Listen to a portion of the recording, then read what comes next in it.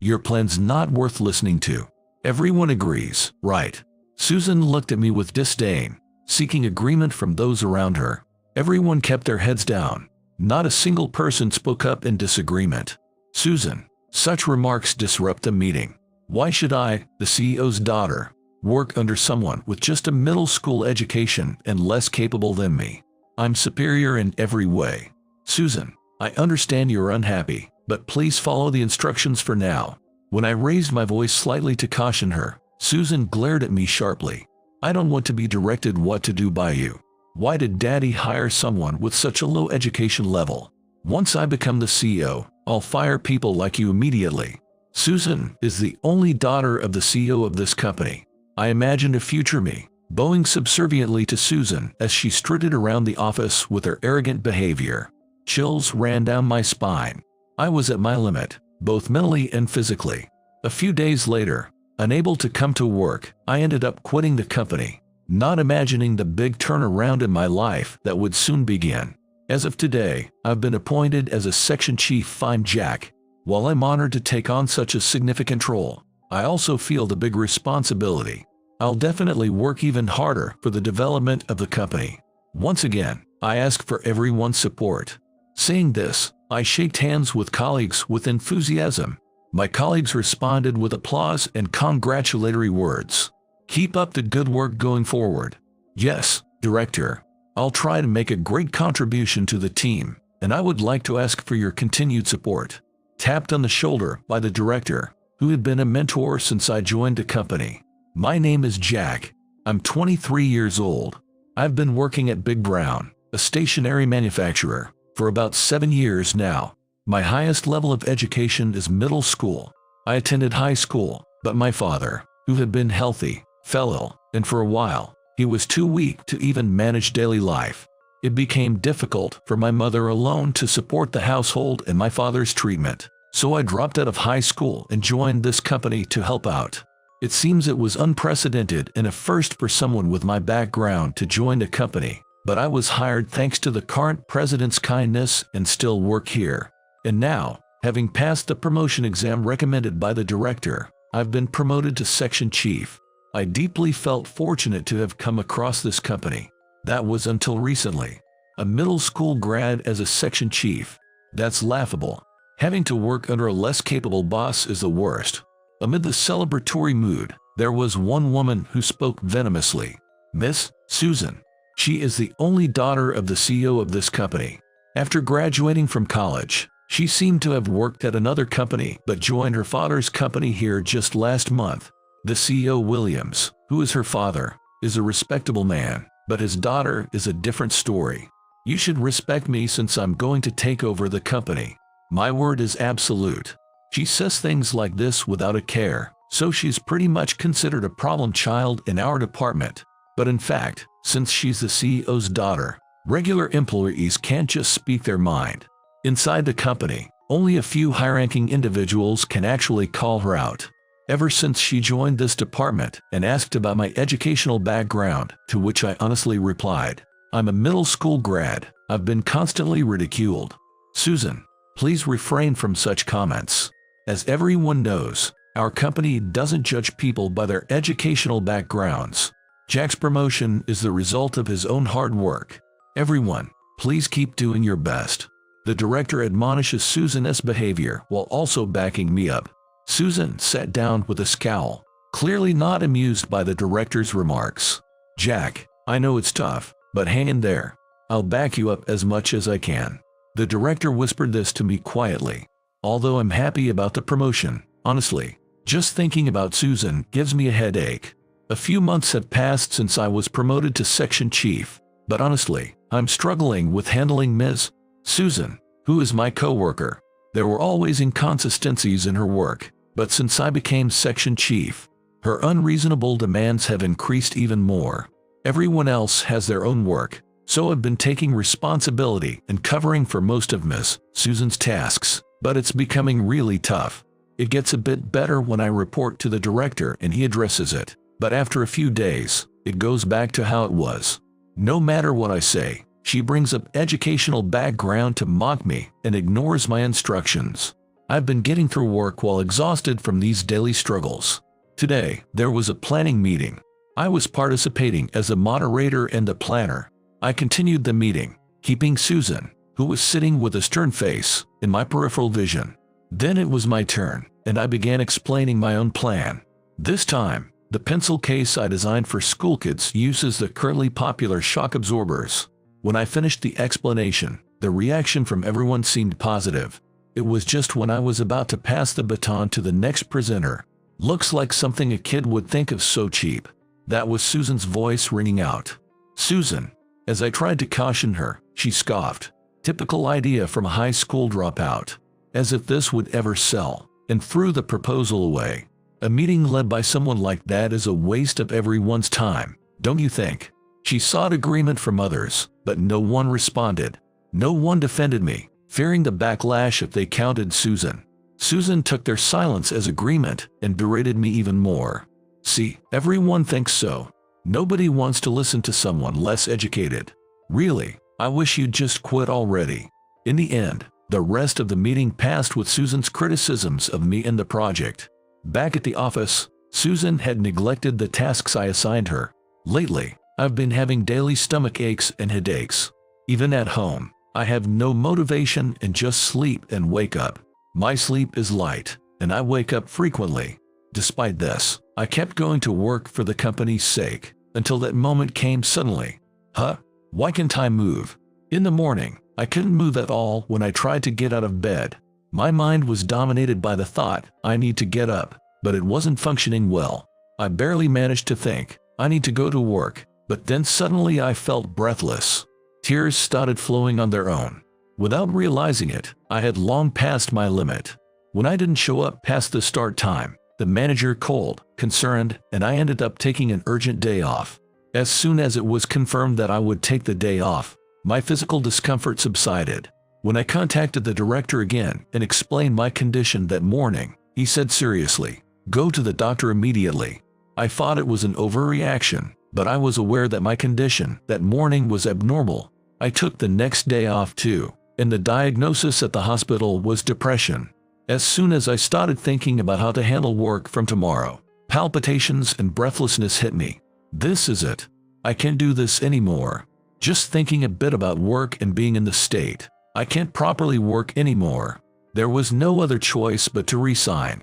My final goodbye was timed for when Susan was out, thanks to the director's arrangement. Just her not being there made me feel somewhat better. I'm sorry I couldn't be more helpful. No, the director has been very kind to me ever since I joined the company. I'm truly grateful for how he raised me from a clueless kid to where I am now. Thank you very much, he said with feeling so bad. I told him with gratitude for everything since I had started to work.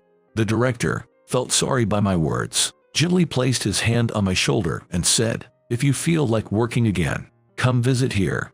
It's a referral from the CEO. I'm sorry this is all the CEO and I can do for you, but we're praying for your future success." He smiled as he said this and saw me off. Seeing the director's smile, a flood of emotions came over me and tears started to fall. I told my appreciate deeply one last time to the director and then left the company. More than half a year later, after getting the okay from my doctor, I contacted the company the CEO had referred me to and arranged an interview. The name of the referred company was Cherry Blossom Stationery. Like Big Brown, it was a stationery manufacturer, but much smaller in scale. Seeing it in person, it was really a small company, resembling a stationery store you'd find in town. Wrapped in nervousness, I pressed the intercom. "Yes. Who is it?" A voice that sounded a bit too young for a woman responded. "Oh, it's Jack. I called the other day. I'm here for the interview we scheduled for today." To my reply, a voice came back saying, Yes, I think you did mention that." After a brief wait, the door opened. Instead of the woman who had answered, a girl who looked about elementary school age was standing there.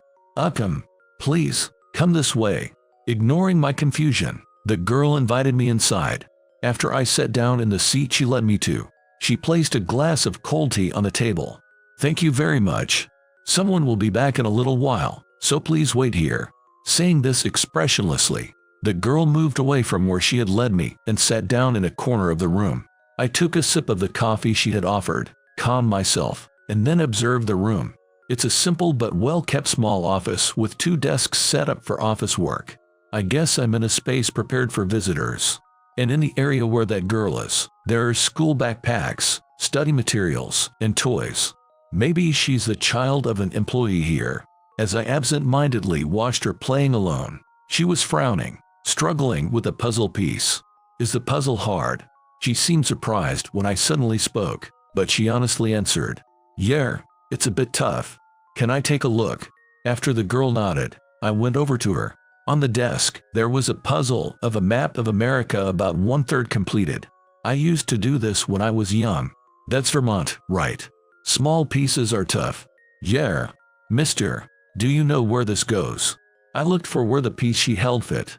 Found it. Here it is. After I pointed it out, the girl fit the piece in its place. So, Vermont is in the north, huh? Are you studying the map of America? Not really. We haven't covered it in school yet, but I do it sometimes because it's here. As she said this, the girl was looking for the next piece's spot. I somehow missed the moment to leave and kept watching her. I stayed to see the puzzle completed, answering her occasional questions. I finished it for the first time. Good job. I clapped for the happy girl, and she returned a shy smile. As we occasionally chatted, I joined in her playing alone, and we got along with each other, playing games like cards and table tennis. Ah, you around, mister? That's my point. Oh no, that was so close. As we were having fun together, the door opened and a woman entered. She was a very beautiful woman. You seem to be having a lot of fun. Oh, Mom. Welcome home. The girl, holding a racket, runs over to the woman who just came in. Upon closer look, their faces are very similar, and it's clear at a glance they're mother and daughter. Thank you for playing with my daughter, she says so politely. It's okay. It was so fun. But I'm sorry for using your stuff without asking. Oh, not at all. By the way, did you come for an interview today? Those words reminded me of my reason for coming here. Hastily, I put on the jacket I had taken off for comfort and introduced myself. Oh, sorry. I'm Jack, who contacted you the other day. Thank you for making time for me today. I thought so. Sorry for making you wait. I had an urgent matter. I'm Amy, the CEO. And this is my daughter, Kathy. Go on, Kathy, say hello.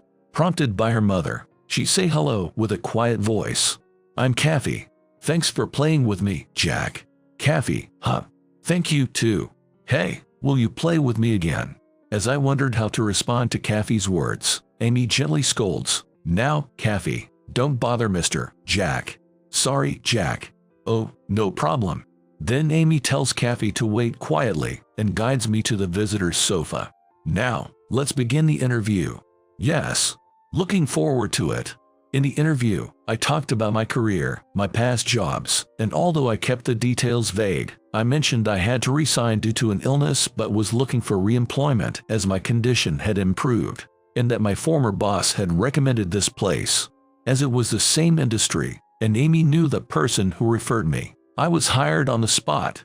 After the conversation ended, Kathy came trotting over to us. Jack, are you going to work at my mom's company? Yes, it's all set.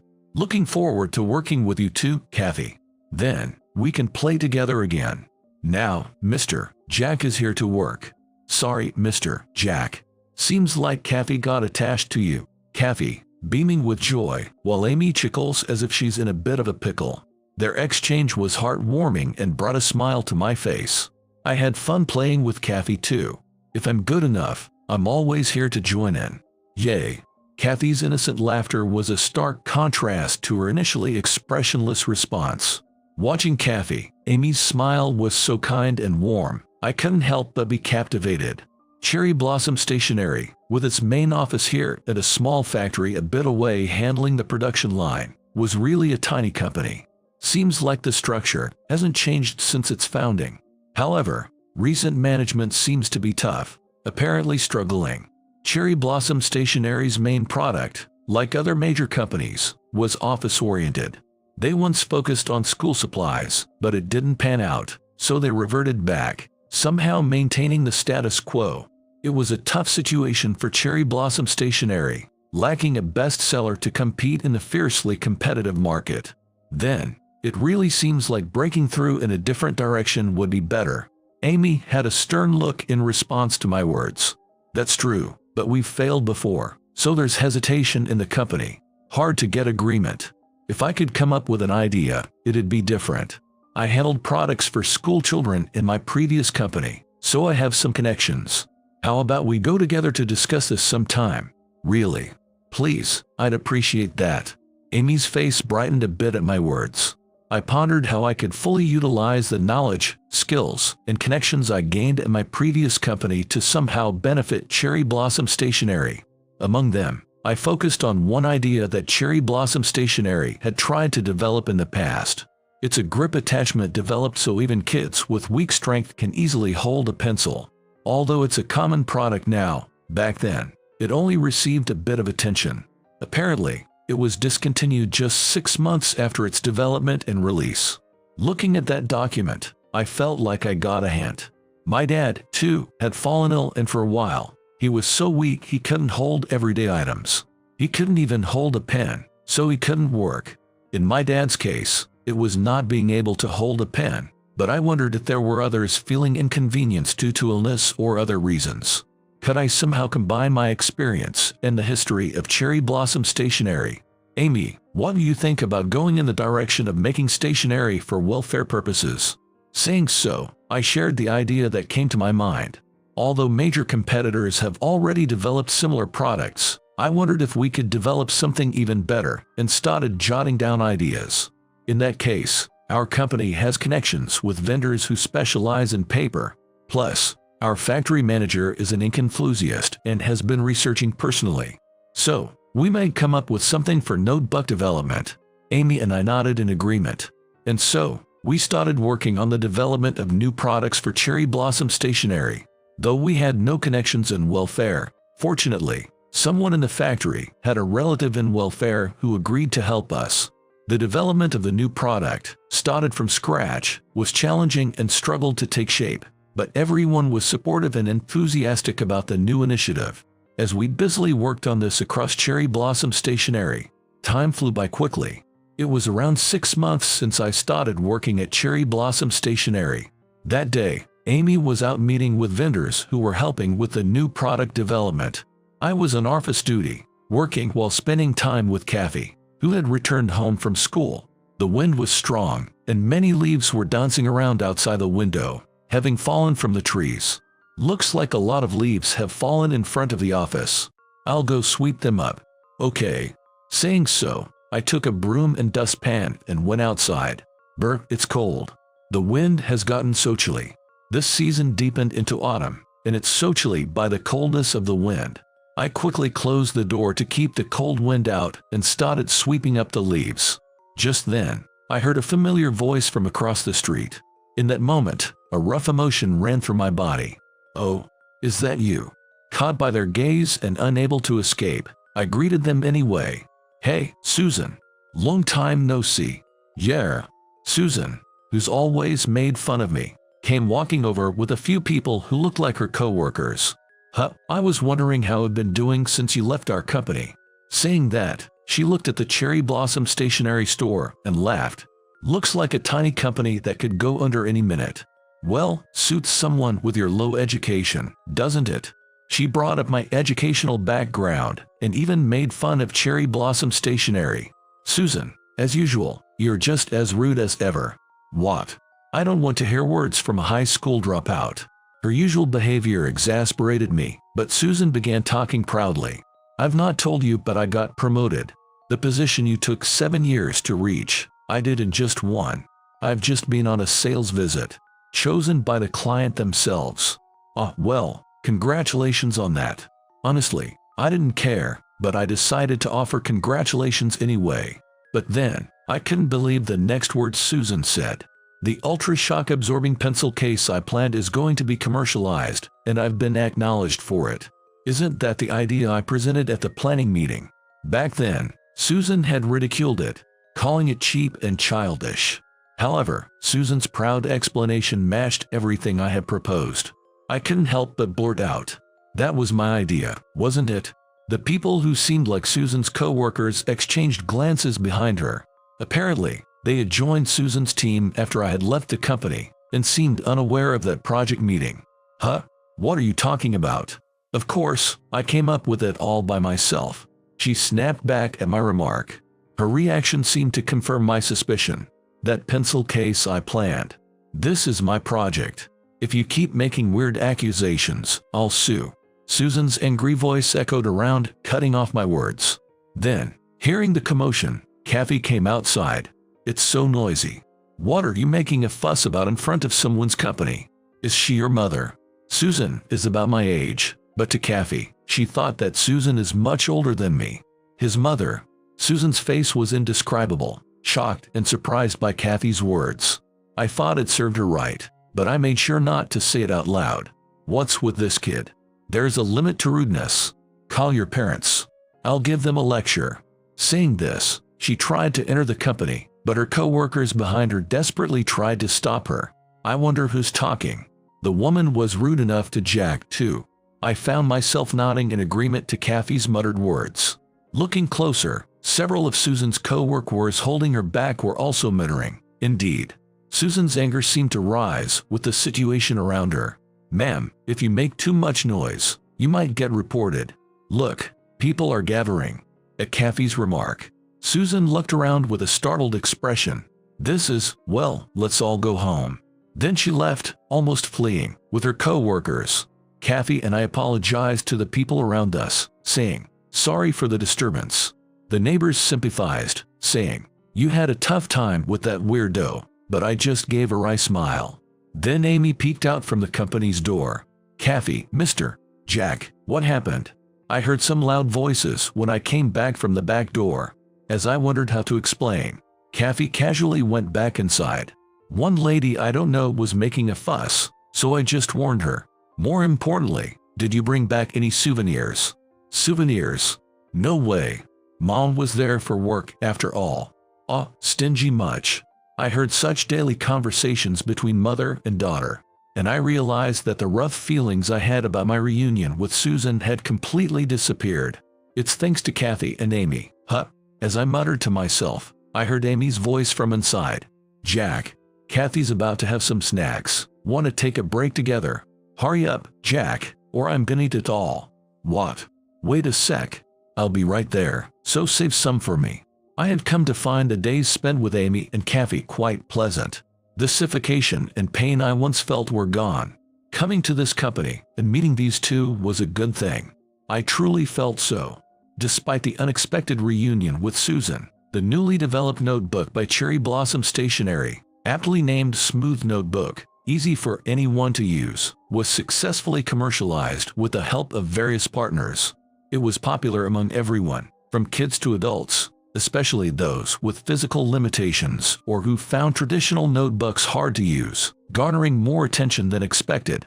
Thanks to the Smooth Notebook, Cherry Blossom Stationery, his business improved, leading to discussions about developing a second line of stationery in collaboration with local welfare manufacturers. One day, after work hours as I was getting ready to leave, Amy called out to me, Jack, you worked hard today as well. You too, Amy. Ever since you came, it's been nothing but good things. Thank you so much. I felt my face getting hot at the sudden words. Oh, wow, but I'm glad I could be of help. I still haven't repaid the kindness for picking me up, so I'm gonna keep doing my best. I'm happy you're working hard, but please don't overdo it. I'd be worried if you got sick. Both me and Kathy. Thank you. I expressed my gratitude sincerely, happy for Amy's kindness. But ever since I came here, I've been in such good health that even the doctor I keep visiting is surprised. Jack, can I ask you about your previous job? I did talk about my previous job and quitting during the interview, but I didn't go into details. Thinking it was time to tell her, I shared with Amy that I was a middle school dropout, how the president of my previous company hired me despite that, and how I resigned due to Miss Susan's terrible behavior that made me ill, both mentally and physically. I revealed everything. Jack, you've really been through a lot. It's truly good to see you healthy and well now, despite such tough experiences. Amy said this, showing her concern after hearing my story. Hearing her gentle voice, I almost felt like crying. At the same time, I felt as though a weight had been lifted from my heart. Maybe I was happy that I could finally talk about things I couldn't say before, and that she acknowledged me as I am now. Thank you. That was all I could manage to say. When I looked up, Amy was smiling kindly. Can I tell you my story too? I had never heard Amy's own story, so I quietly nodded. Amy's life turned out to be much more challenging than I had imagined. Amy, who married a man she dated in college, had a happy married life. Then, she discovered she was pregnant. That was Kathy. Amy was happy about the pregnancy and shared the joy with her husband. However, her husband did not share her happiness about the pregnancy. And with the pregnancy, her husband's heart drifted away from her and the family. Soon after telling the pregnancy, he brought up divorce. Despite discussions with both sets of parents, his decision was firm and they divorced. Heartbroken, Amy went to her parents for support, where she gave birth to and raised Kathy. But further hardships befell Amy. When Kathy was about a year old, her parents died suddenly in an accident. Carrying her young child, Amy, heartbroken and exhausted, decided to take over the Cherry Blossom stationery store left by her parents. Though her relatives opposed, Amy declared she would protect what her parents cherished, who had protected her and Kathy. She's been running it for 7 years as a single mother, with support from those around her. After finishing her story, Amy's face was, as always, a gentle smile. Hearing Amy's story, I wonder what I would do in her shoes. If I were in Amy's place, I doubt I could have recovered. But there's Amy, smiling before me, managing her life on her own, pouring love into her daughter Kathy, and continually supporting her business with the help of others. If only I could be a support to someone like her.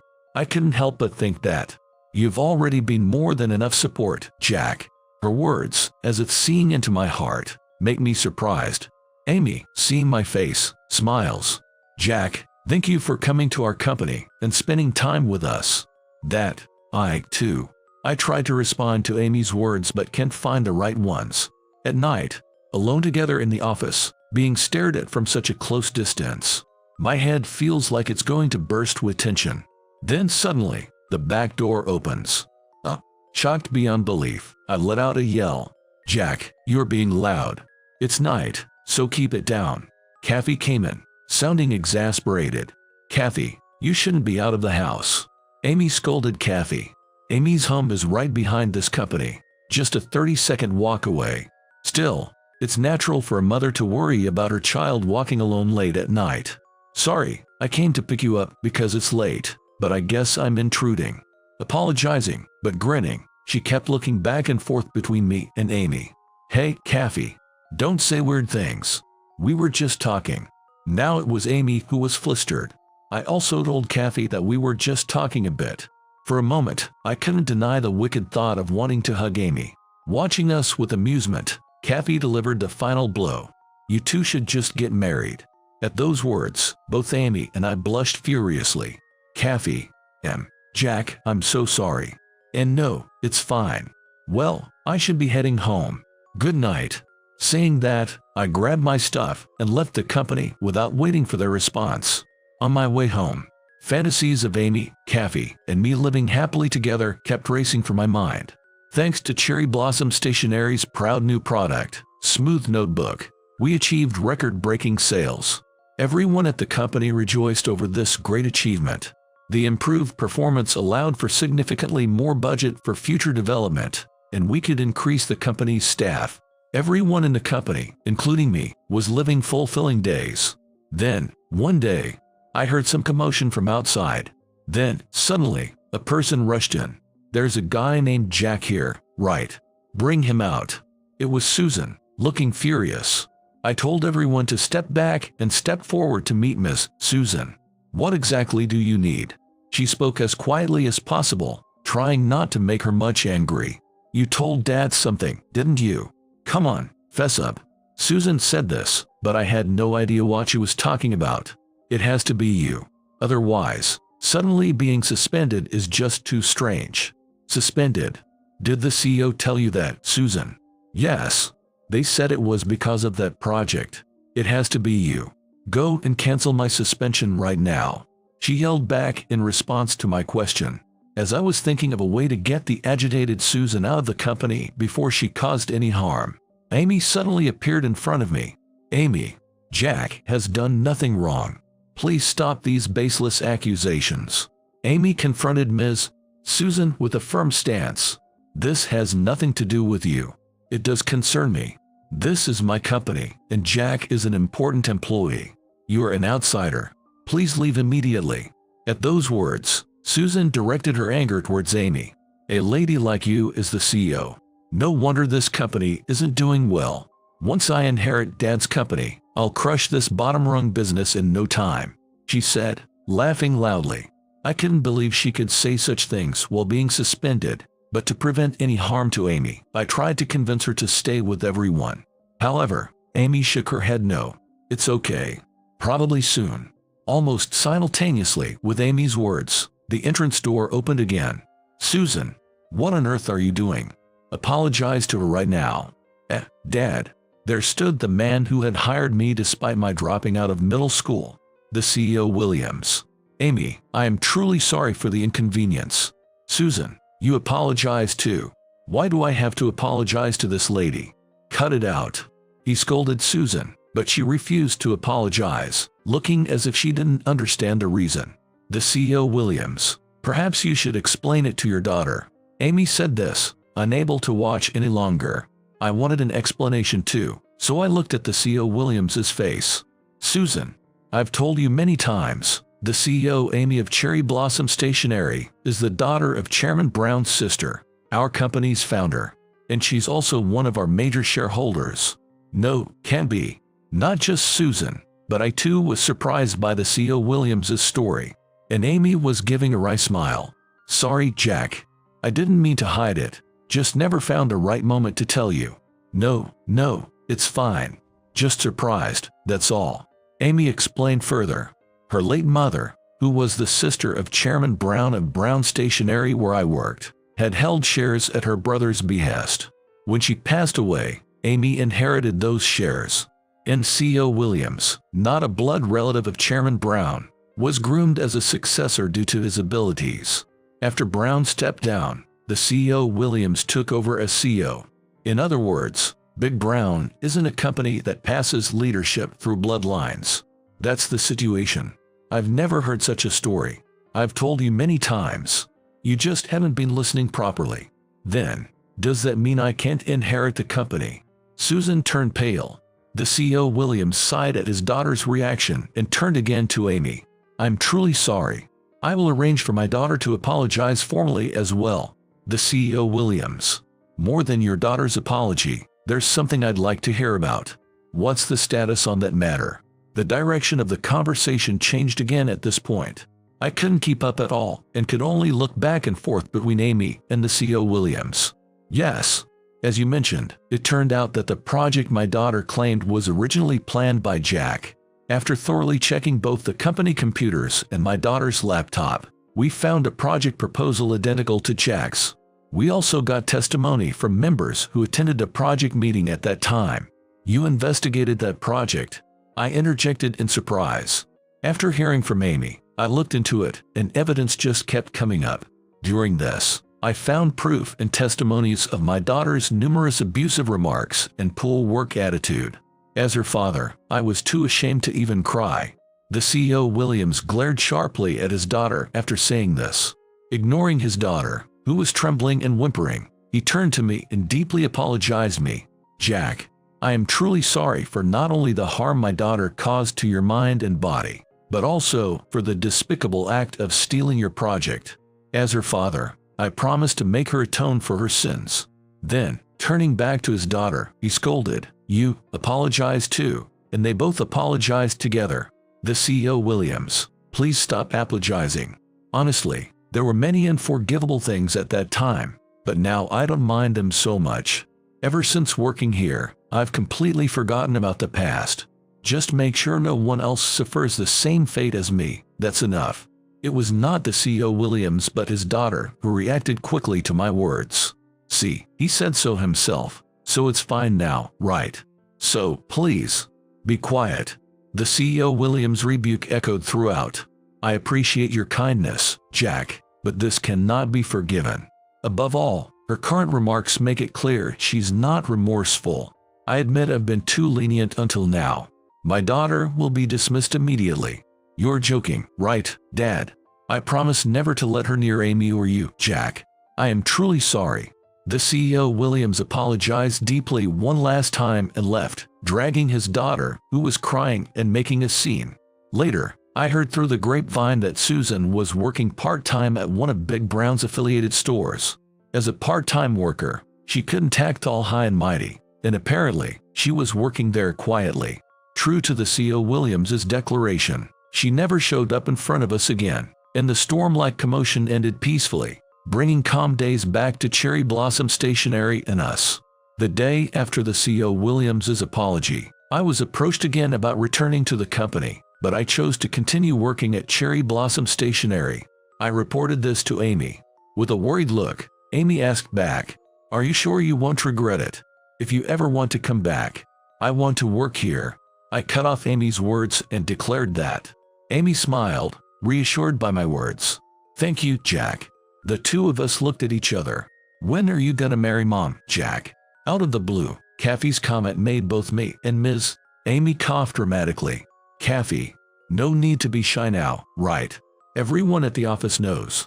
Just get married soon and become my dad. I don't want anyone else, but if it's you, Jack, it's okay."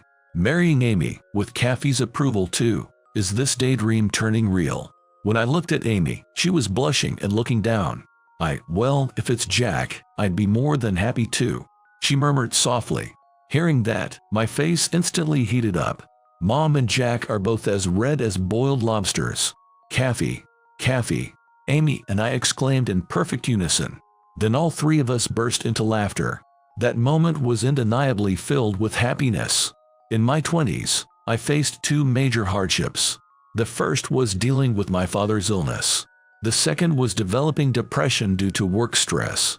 At those times, I felt like I was on the brink of despair. But during both times, there were people around me who reached out to help. The CEO Williams, director, and Amy and Kathy. Thanks to them, I was able to recover. I can't thank them enough for what they've done for me. Will I ever be able to help someone like they do someday? To be ready whenever that day comes, I want to keep striving to be someone like them.